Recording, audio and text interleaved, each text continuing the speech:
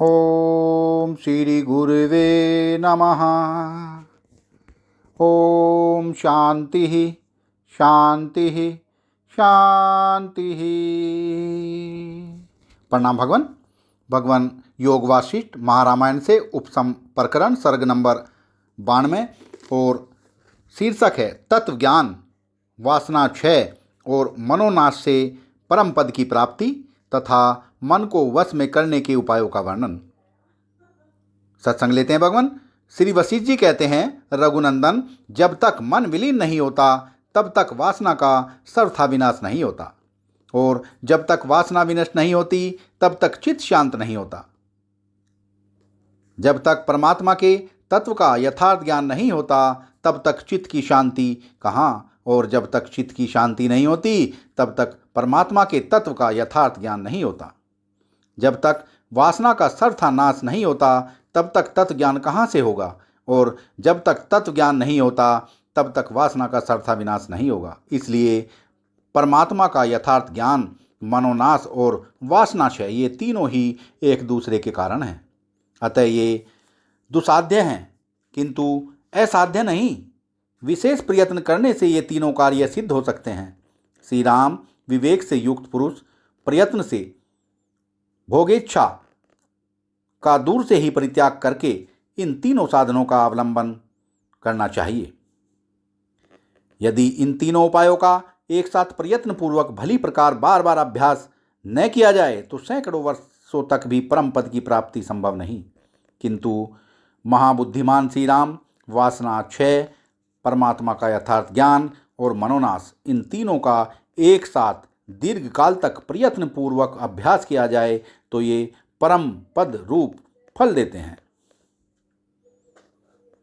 इन तीनों का चिरकाल तक प्रयत्न पूर्वक अभ्यास करने से अत्यंत दृढ़ हृदय ग्रंथियां निशेष रूप से टूट जाती हैं। श्री राम यह संसार की दृढ़ स्थिति सैकड़ों जन्मांतरों से मनुष्य के द्वारा अभ्यस्त है। अतः चिरकाल तक अभ्यास किए बिना वह किसी तरह भी नष्ट नहीं हो सकती। इसलिए चलते फिरते, श्रवण करते, स्पर्श करते, सूंघते, खड़े रहते, जागते सोते, सभी अवस्थाओं में परम कल्याण के लिए इन तीनों उपायों के अभ्यास में लग जाना चाहिए। तत्वज्ञों का मत है कि वासनाओं के परित्याग के समान ही प्राणायाम भी एक उपाय है। इसलिए वासना परित्याग के साथ साथ प्राण निरोध का भी अभ्यास करना आवश्यक है। वासनाओं का भली भांति परित्याग करने से चित्त भुने हुए बीज के समान अचित रूप हो जाता है, और प्राण स्पंद के निरोध से भी चित्त अचित रूप हो जाता है। इसलिए तुम जैसा उचित समझो वैसा करो।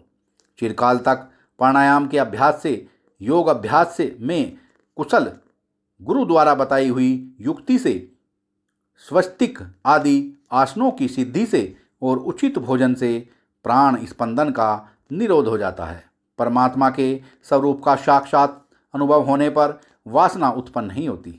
आदि, मध्य और अंत में कभी पृथक न होने वाले एकमात्र सत्य स्वरूप परमात्मा को भली भांति यथार्थ रूप से जान लेना ही ज्ञान है।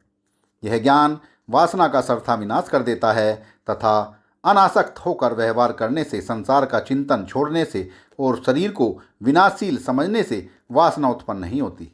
जिस प्रकार पवन स्पंद के शांत हो जाने पर आकाश में धूलि नहीं उठती, वैसे ही वासना का विनाश हो जाने पर चित्त विषयों में नहीं भटकता। बुद्धिमान पुरुष को एकाग्र चित्त से बारंबार एकांत में बैठकर प्राण स्पंद के निरोध के लिए विशेष यत्न करना चाहिए। जिस प्रकार मत दुष्ट हाथी अंकुश के बिना दूसरे उपाय से वश में नहीं होता, उसी प्रकार पवित्र युक्ति के बिना मन वश में नहीं होता।